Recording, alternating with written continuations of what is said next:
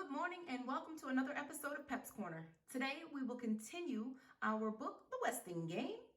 We will read chapters 16 through 17. Our focus and purpose for reading today is posted on the screen. So make sure you have your book in hand and are actively following along and reading. Remember, boys and girls, to reread a second time.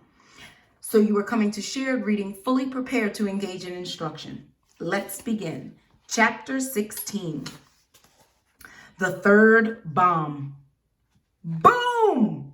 Grace Wexler slammed the door on the delivery boy's silly face and returned to her party with a pink ribbon gift. The gossiping guests were sipping jasmine tea from the Westing paper party cups, nibbling on tidbits from Westing paper party plates, and wiping their fingers on Westing paper party napkins. Madam Hu served in a tight-fitting silk gown slit high up her thigh, a costume as old-fashioned and impractical as bound feet. Women in China wore blouses and pants and jackets. That's what she would wear when she got home. Grace clapped her hands for attention. Girls, it's time for the bride-to-be to open her presents. Angela, you sit here and everybody gather around. Angela did as her mother said. She lowered herself to a cushion on the floor, ringed by gifts, boxes, and surrounded by vaguely familiar faces. She had not invited her few friends from college. They were bent on careers.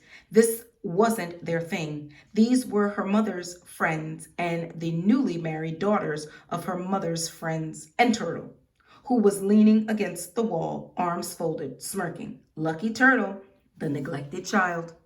Read it loud, dear, Grace ordered as Angela opened the card tied to the yellow ribbon box. To the bride-to-be in the kitchen stuck, an asparagus cooker and lots of luck, from Cookie Barfspringer. Thank you, Angela said, wondering which one was the barf springer.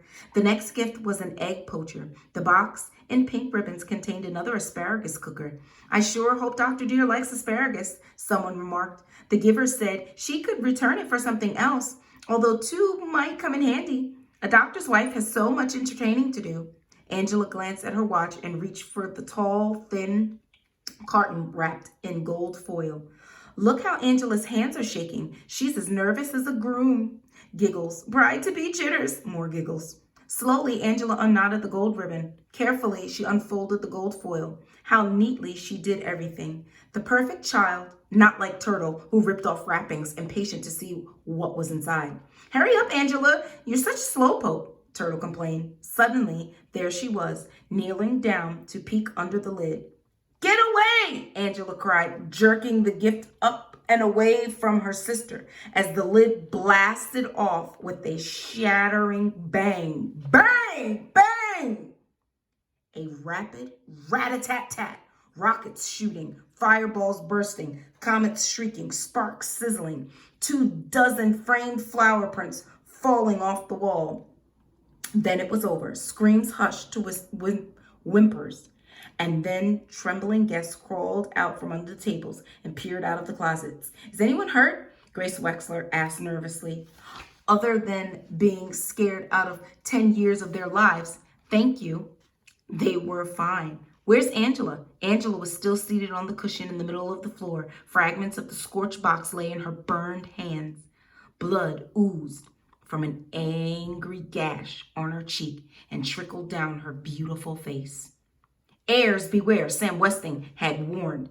They should have listened. Now it was too late. The suspicious heirs gathered in the lobby around the police captain, called in by Judge Ford. One of them was a murderer, they thought, and one of them was a bomber, and one of them was a thief. But which one was which, and who was who? Or could it be one and the same?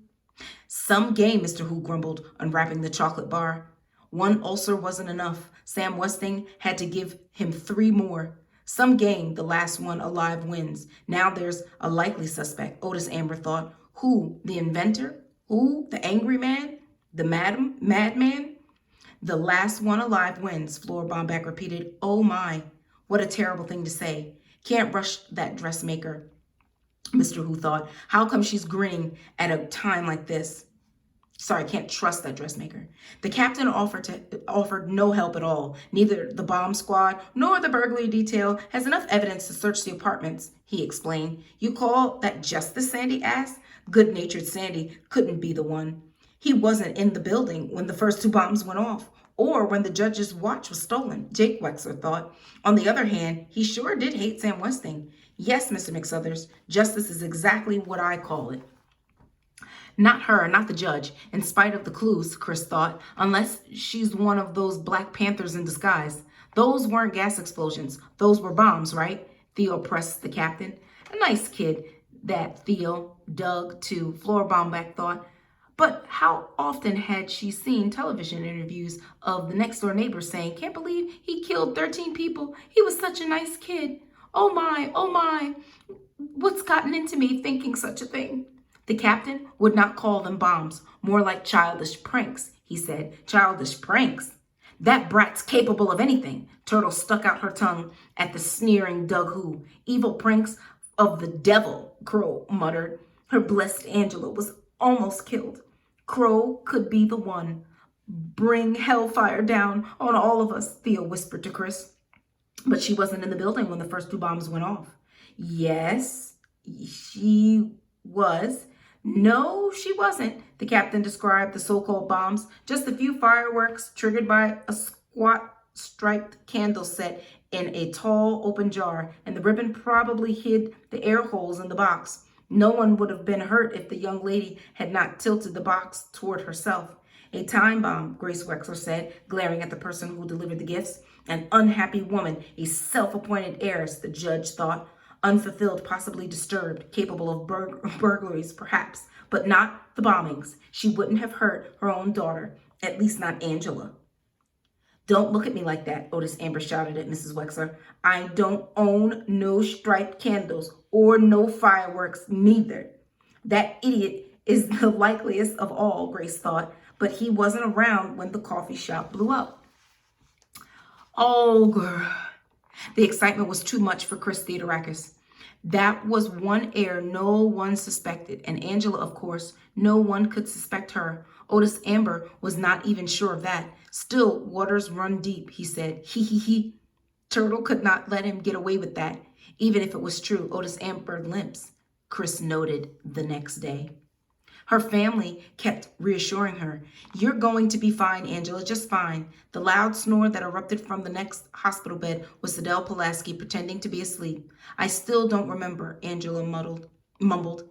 Her bandaged cheek made speaking difficult. Her face hurt. Her hands hurt very much. Traumatic amnesia, Jake Wexler said. It happens after sudden accidents. Don't worry, Angie Pye. You're going to be fine. You're going to be fine, Angela, just fine, Grace said despondently. I'll be back tomorrow. Come, Turtle. In a minute. Turtle waited for the doctor to close. She touched her sister's bandaged hand. Thanks. For what?